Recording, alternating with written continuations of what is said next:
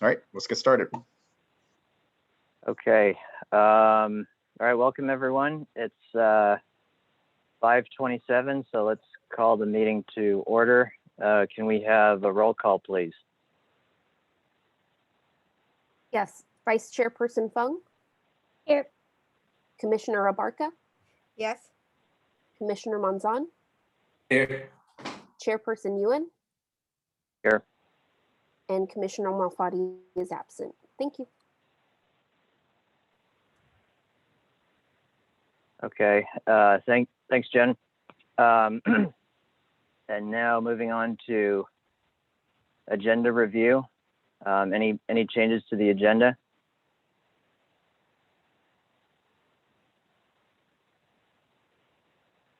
Okay, hearing none, I guess we'll move on to public comment. Do we have any members of the public here or any written comments? No, we've not received any written comments and we do not have anybody here from the public. Okay, great. Moving on to approval of the minutes from May 11th. Can I have a motion to approve? Motion to approve the meeting minutes on May 11th. I can second. Thank you. I'll take a roll call for the vote. Commissioner Monzon? Here. Chairperson Ewan? Yes. Vice Chairperson Fung? Yes. Commissioner Abarca? Yes. And Commissioner Malfatti is absent. Thank you. The minutes are approved. Thank you. Moving on to items from staff. Looks like we have one item, an update on the Linden Avenue Phase 2 project. All right, just a quick introduction to our friends from Public Works, Dave Bachhaus and Angel Torres. Angel, you there?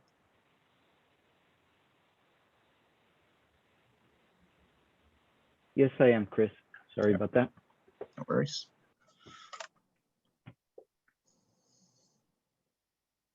I don't have a camera, so I'm just going to go into the presentation itself. And I'll share my screen.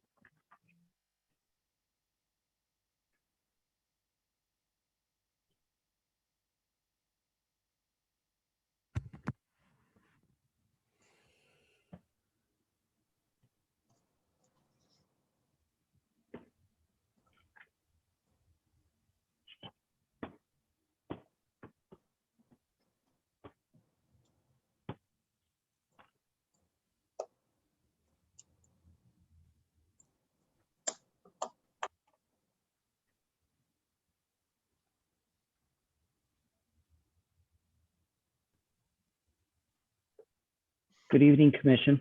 My name is Angel Torres. I'm here again to talk to you about and give you an update on the Linden Avenue Traffic Calming Project. My previous presentation was back in July of 2020, where I provided information and a report about the two projects that were coming up. This project will give you an update on those two projects. So an overview, there's two projects, Phase 1 and Phase 2, and we were some of the improvements included adding stop signs, traffic calming bulb outs, the curb extensions. These would be ADA compliant curb ramps. We would improve the crosswalk visibility, increase the bike route visibility as well by replacing the white on black with the white on green, more visible Shero. And then also some work on the bus stop. Sorry to interrupt, Angel, but we're on your presenter view. I'm seeing what all the other stuff. Got it. Yeah, just so I can see a little bit bigger. You can do it on presenter mode instead. Thank you, Evelyn.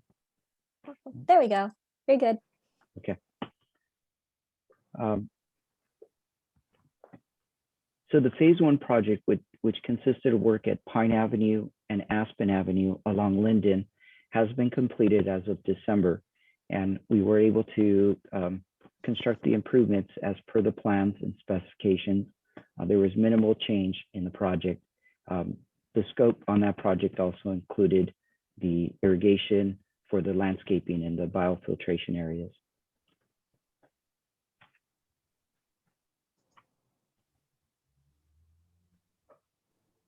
So here are some pictures of the improvements at the Aspen intersection.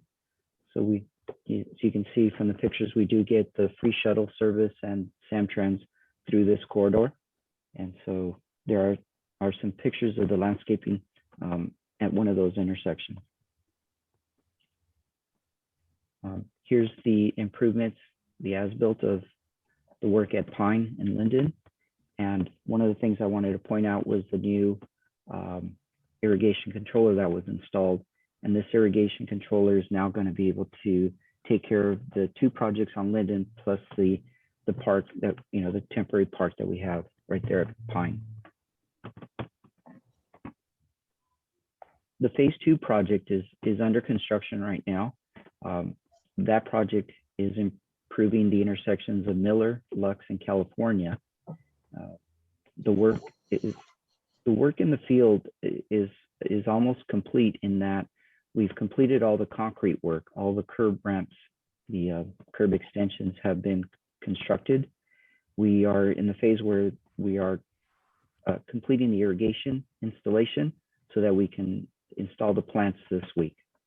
And we're hoping to finish some extra work to do some additional conform in the next 2 weeks so that we can do the pavement improvement, which is the darker area shown in this slide. So we'll be milling and paving the intersections so that we have a nice new finish to the surface at those intersections as the alignment of the crosswalks changes from what it used to be before. Oh, and this will also introduce the stop, the 4-way stop. And because we have to do the milling and paving and then do the striping, the 4-way stop won't be installed until July when we come in and do all the striping. So the signs and everything will go up at the same time.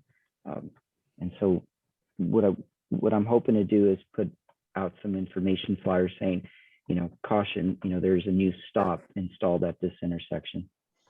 It will now be a 4-way stop instead of just a 2-way stop.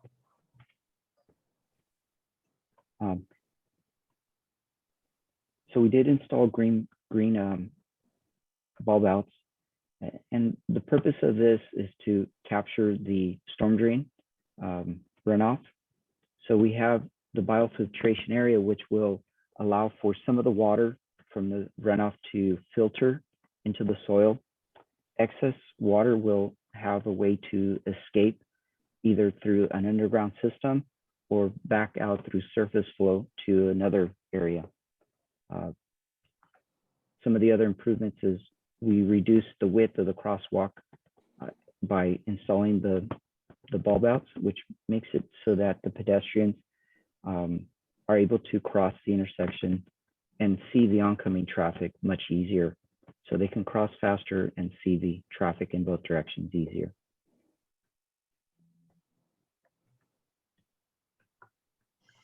That's all I had.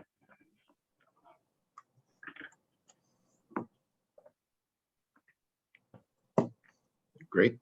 Thank you as always, Angel. So open it up to the commission for any questions or comments. Yeah, let's start if I can. Please go ahead. Thank you, Angel. Good afternoon. A few questions.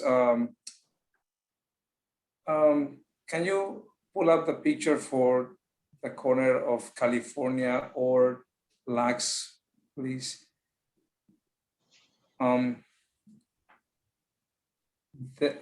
You said that the asphalt is going to be striped out, and just by looking at the picture, it's going to pretty much cover all the area where the bulb outs were built, right?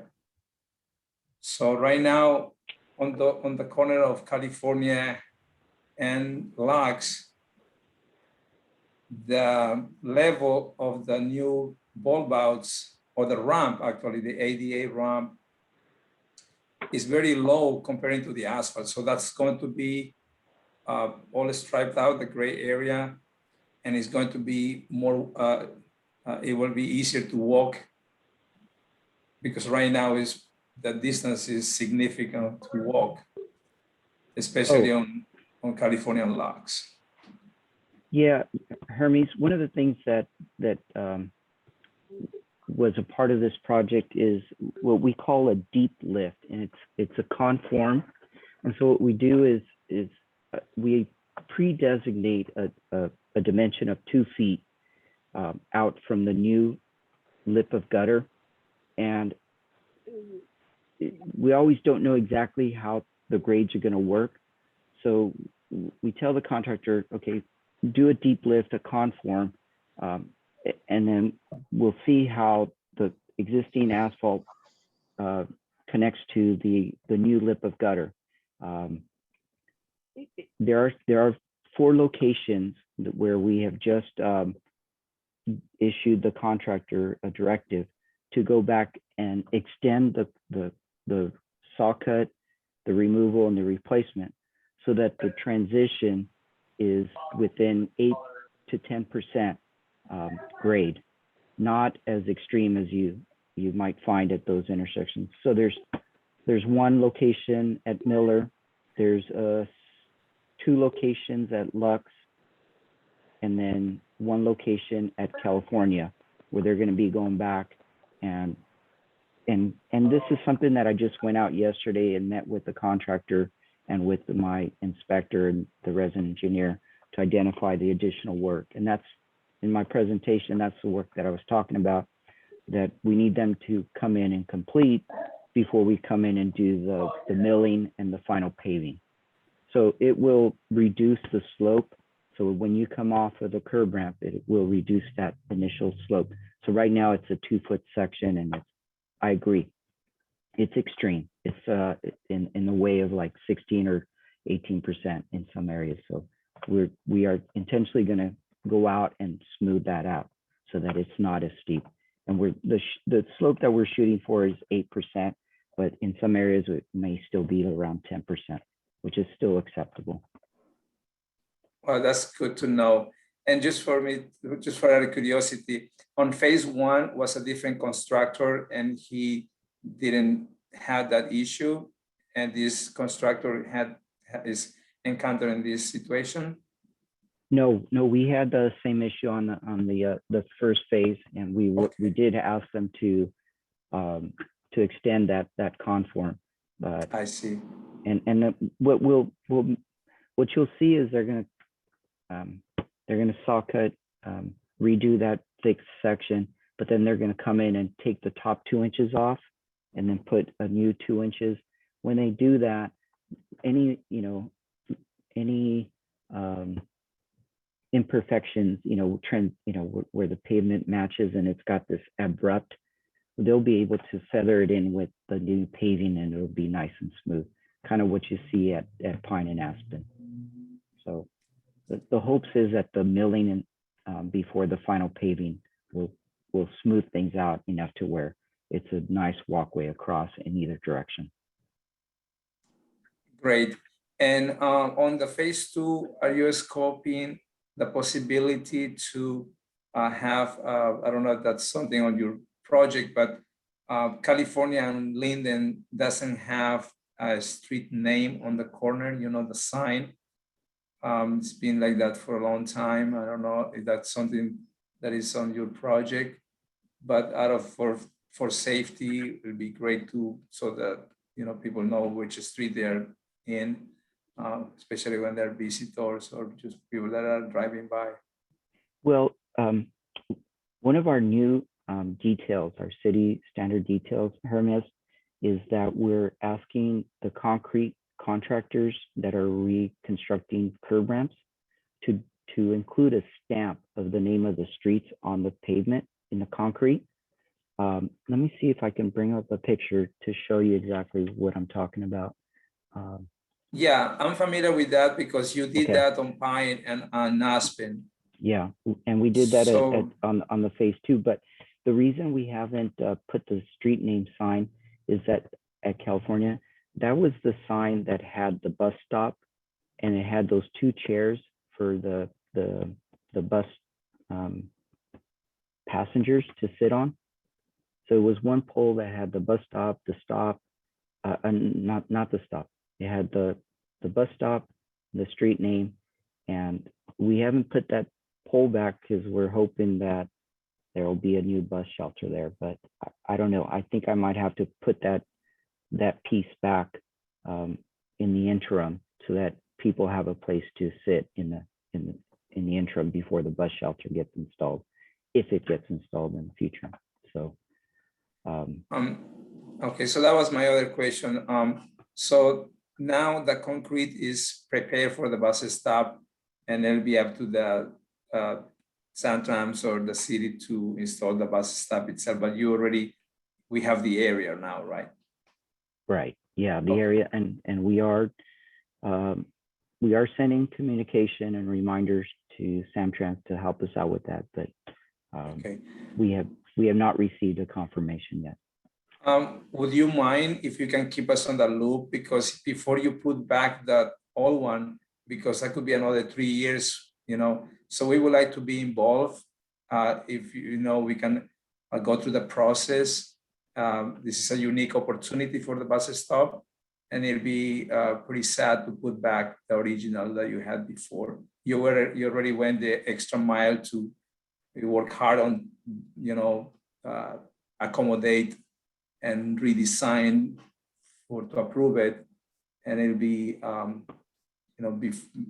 before you put it back, if you don't mind to let us know, so we can go to the right channel and ask what else we need to do to have a bus stop there. Bus shelter. Hermes, I'm working with Dave and Sharon Reynolds to try to help get us a response from Samtrans, and so far, I haven't received a response. I don't know if they're reaching out separately, but I will ask them to see if they've received a response from Samtrans on that bus shelter. But, okay, thank you.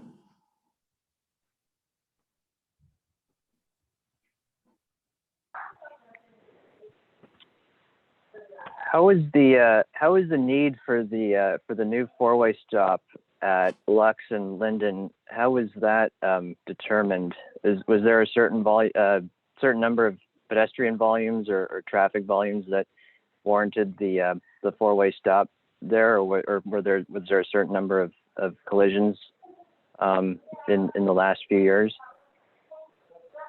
Justin, I don't know about the collisions, but it was something that was brought up during the design, and I would say it was the last phase of the design, just before we went out to construction, to add that 4-way stop. So I don't know if you're familiar with that, but I've driven it, and I've only been here, a year and a half, and there is a definitely need, but I don't know if the designer went through the whole process of coming up with the traffic counts and all that. But it was a request from the neighborhood, and Okay. We tried to accommodate. Great, thank you.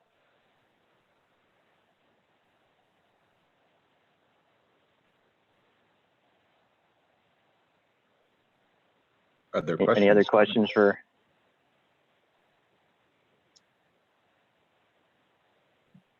If nobody else has a question, I have another question. Go ahead, Hermes.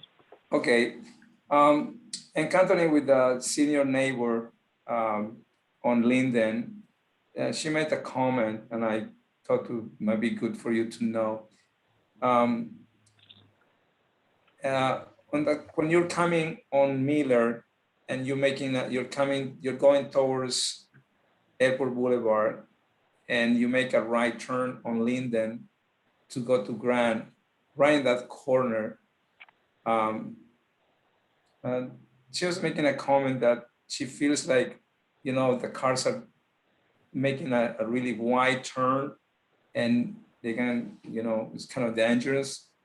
I was trying to get the picture how she was explaining, but I encountered with her again on Saturday at our neighborhood event, and she reminded me to bring it up to you, to this table. But her point was a car coming and trying to make a right turn, that somehow they were just extending too much, and it was just so dangerous for you know, the pedestrian, or you know, just it was just wandering. And you guys, you're the expert on that, but I just want to bring that to your attention. Hermes, one of the things that I want to point out is that, you know, we did take out parking at these corners to install this bulb out. So before, vehicles used to be in those locations at those corners. And so all we're doing is pushing the parking out. We didn't go any further than what would have been the area for a vehicle that would have been parked at that location. So it's the same dimension. If you're making that right and there's a vehicle parked, it's the same dimension with this bulb out, except it's a bulb out now, and you know, it has Instead of a car. Instead of a car. Yeah. I see. Okay. All right. So dimension wise, it's pretty much the same. It's just it looks different, and maybe that is the perception that this person is having, right? Correct. Which is the intention of the bulb extensions, is to have people reduce their speed, you know, make sure that they see the pedestrians who are, you know, standing in a much safer spot, but a little bit further out without being, you know, caught up in between the two vehicles. Or I see. And my other question is, right in front of El Chico, on that concrete area, is the bus stop coming back there? yeah. Okay. Yeah, that's something that I have to work out as a change order on the project, Hermes, because we identified in the plan that the bus stop would be moved back by others. And so my contractor is asking me to pay him to put it back. So I need to sit down and have a talk with him and just work that out, how much it's going to cost me to put the bus stop back. It's an oversight, you know, in the drawings. But yeah, the intention is to put the bus stop back where it was. Okay. All right. Thank you. Thank you so much.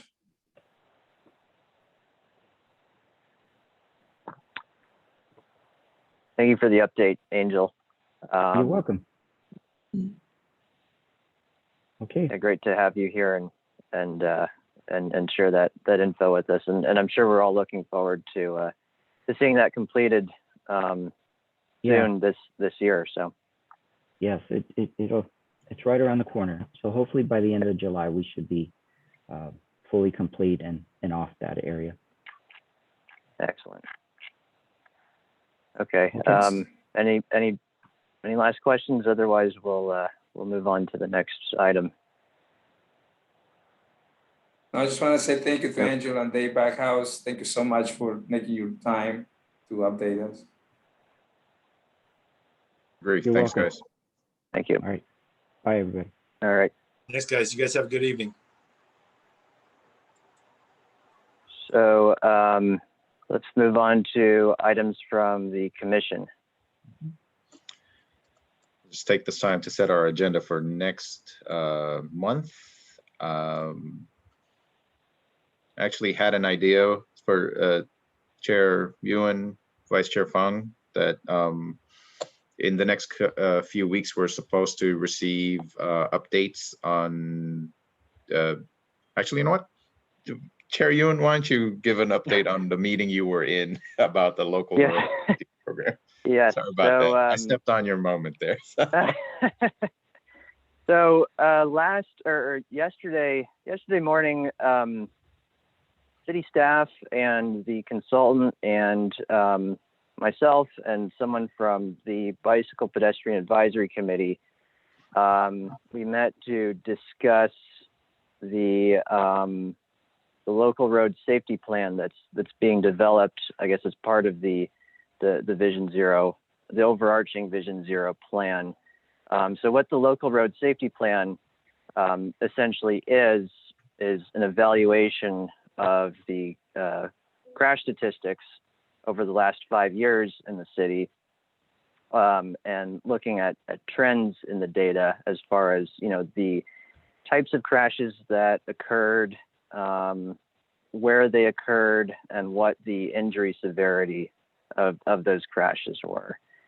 And I think what the consultant is going to do is to, you know, basically come up with a list of systemic improvement strategies to address the most common types of collisions that we're seeing in the city, and also look at specific corridors or intersections where we're seeing a lot of, you know, highly concentrated collisions, and looking at ways to address that moving forward. So if I'm understanding this correctly, the local road safety, so there are what we call 4 E's of traffic safety. There's engineering, education, enforcement, and evaluation.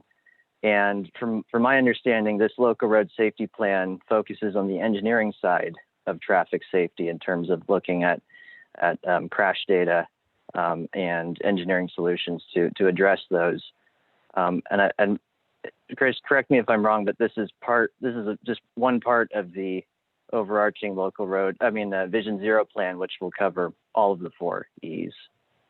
Right, correct. So this step, initially our good friends at Public Works and Engineering had undergone this because it's part of, to go through this analysis of like crash data and things like that, so that they are able to compete for, you know, state and regional like MTC funds for any kind of like traffic improvements, you know, things like the Linden Avenue Phase 1 and things like that. That was partly funded, you know, through these types of like safety grants and things like that. So that's why they're going through the process of collecting the data and analyzing the data on our streets. But it's like an overlap exactly with Vision Zero and what we need to move forward.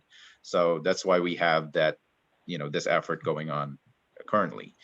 So we'll take some of the information that, you know, like a lot of the information that they come up with, and then use that for how we proceed with Vision Zero and kind of like recommendations we can make to improve things. Because I was basically looking at exactly the streets and roadways that need, you know, intervention, like things that had multiple crashes in the past. So that's one of the things we're looking at. So that's what Chair Ewan and Vice Chair Fung are involved in right now, is that kind of subset of looking at information and then bringing that back to the traffic safety later on.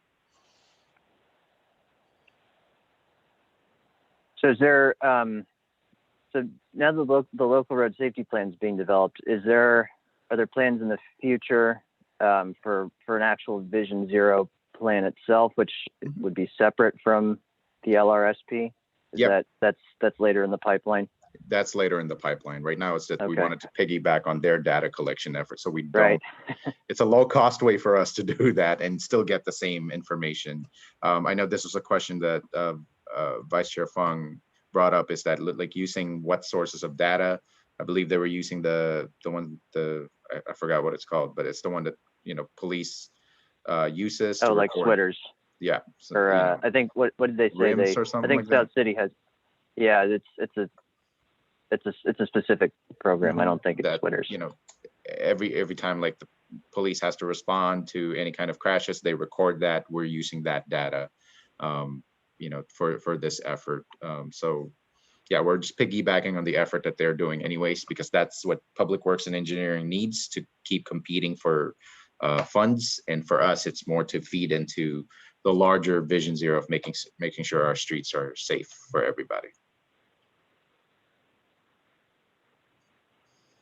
So then down the road, eventually when the Vision Zero plan is being developed, that's when there'll be more, I guess, opportunity for public input and, comments from like law enforcement and school districts and all, a comprehensive effort Right. for traffic safety. Yeah. When we once we get through this data collection process, that's sort of our next step is to then combine like traffic safety, BPAC, to then come together as a stakeholder groups to kind of like look at the data that the city has collected, and then proceed, in some implementation actions and, target areas that we can focus on and funding that we can go after to help meet that Vision Zero goal that we have.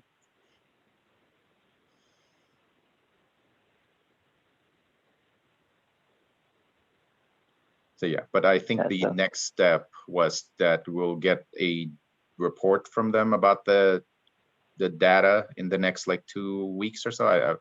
So something like that.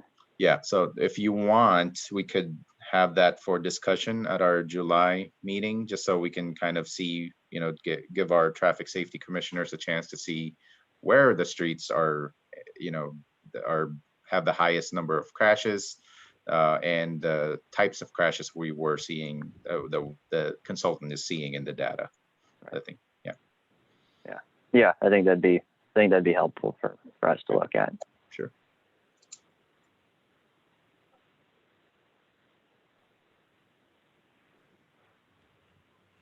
So yeah, so that's all I have on the LRSP side of things. I don't know if anyone else has anything they want to share, anything at all.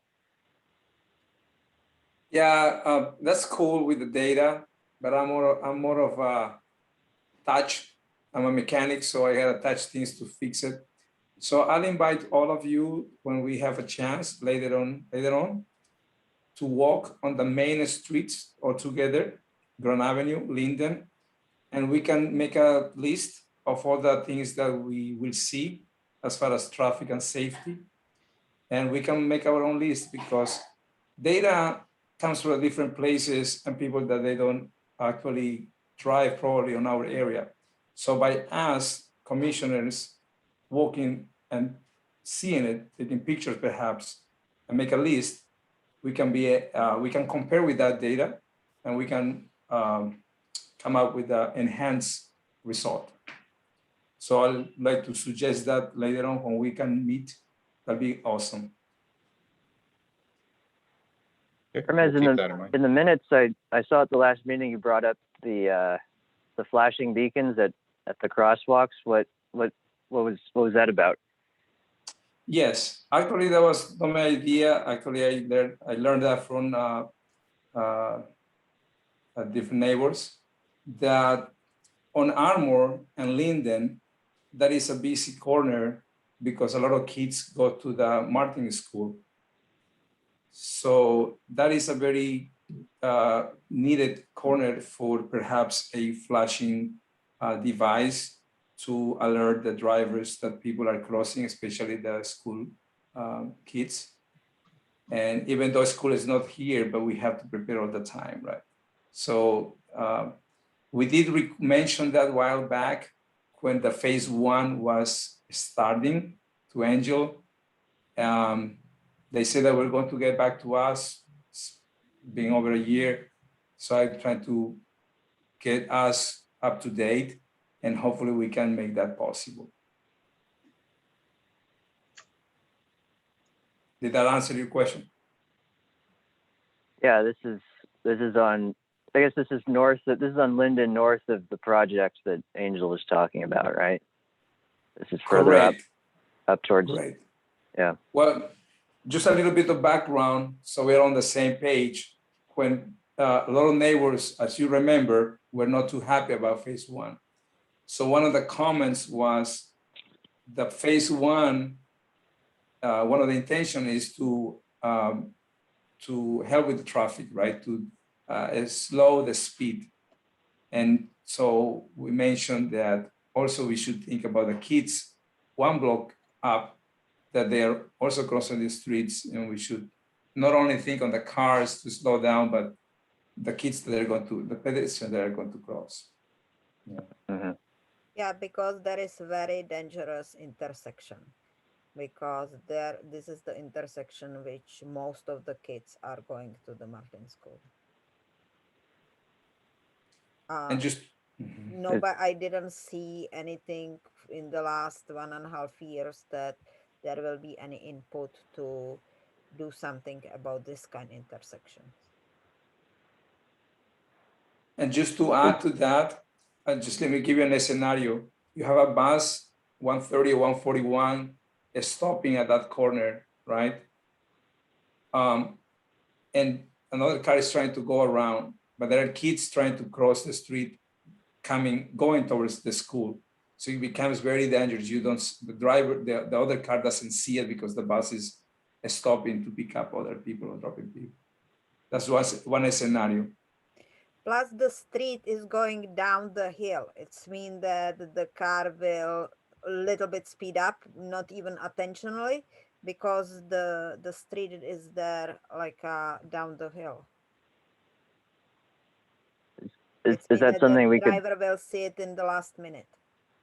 Well, sorry to cut you off, Chair Ewan. The recommendation actually was that this was a perfect, suggestion to staff for our traffic advisory committee, and using that TAC form that was sent out to the commission, because these are like spot improvements that are kind of like, improve safety, like improves visibility, and are relatively low cost to implement. So it's just something that we suggested to Commissioner Monzon to like, hey, go ahead and fill that out, send it to staff. And I believe there's a, if you've already submitted that, then it's something that's going to be discussed by staff, I believe in the next week or two. Yeah, I was just going to suggest that. Yeah.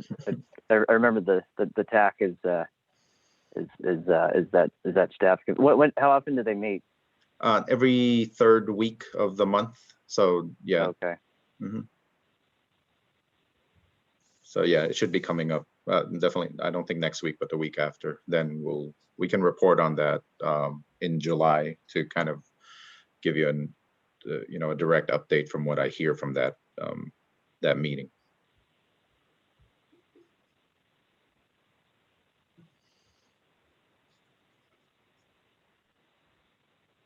All right. Well, if there's nothing else, I know it's dinner time, so the next item is adjournment. So it's Hermes he has has something. Oh, sorry. Oh, Hermes, go ahead. Yeah, I have another item, another comment. On 150 and 200 Airport Boulevard, the bus stop is not there. And what is being a concern is that the bus comes in a few parking spots that are available are being used by the construction company. Even the red zone, which is between 150 and 200. So when the bus comes in to pick up the people or drop the riders, it has to be like double park. And it makes it very dangerous. So I don't know how we can address it. Should I fill up another form for that also, Chris? And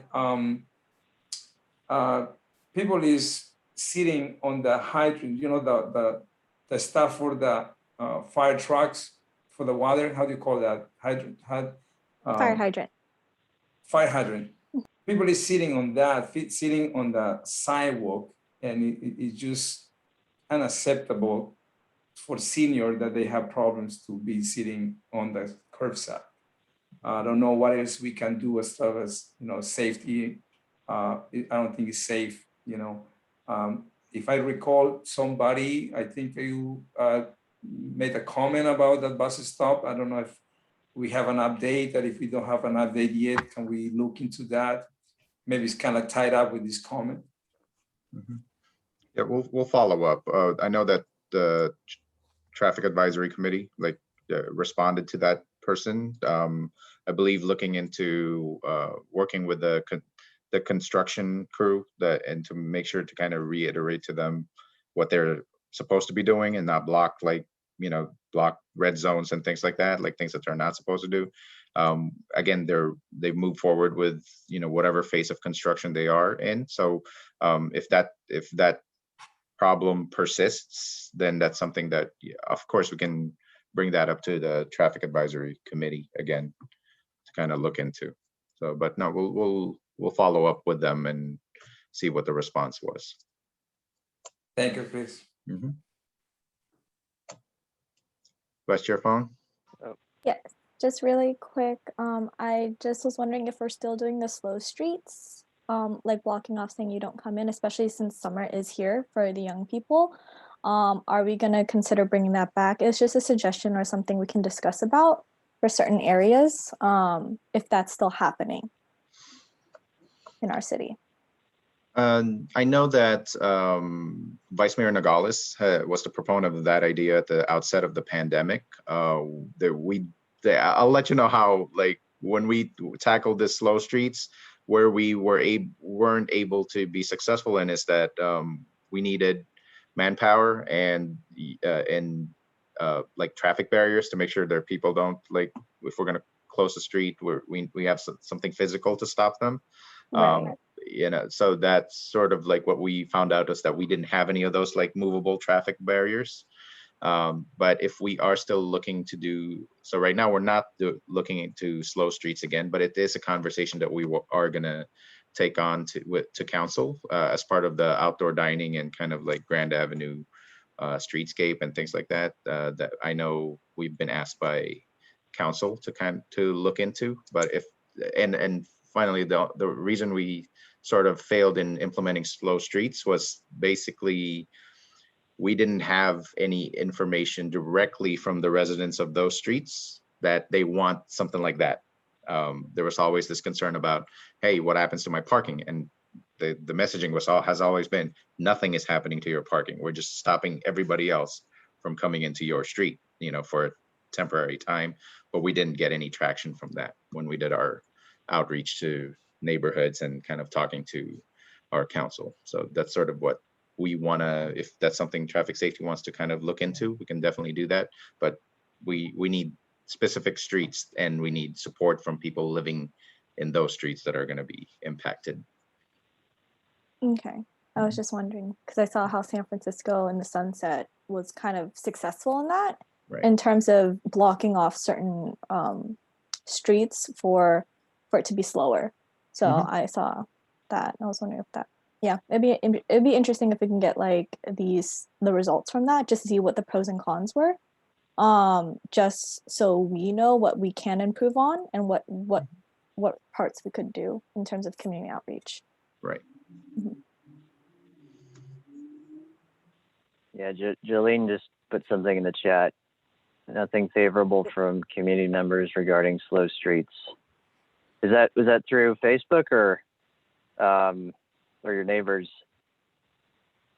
getting together and that was just people stopping me and asking if we were considering it and so forth. And I said, yes, it's being discussed. And the ones who did, I think it was like about 5 different people from different streets, and they were hearing on the news about people walking alongside their parked cars, looking in, and so all the smash and grab things were happening and whatnot. So, yeah. And then, like Chris said about parking, they thought, it's going to be harder for FedEx to drop off packages to me, and am I going to lose my parking spot? Am I going to have to dodge walking and kids playing ball and bicyclists just to park in front of my house? And there was a lot of angst against that idea. So they thought now that COVID is almost over, there wouldn't be a need. So I wasn't sure. I just told them I would relay my responses, which I did when we were discussing the slow streets. So I relayed their concerns, rather. So that's all I know right now.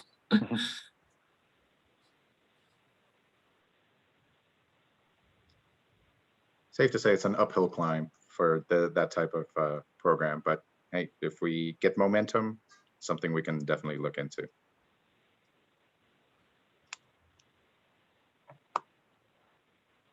all right, anything else?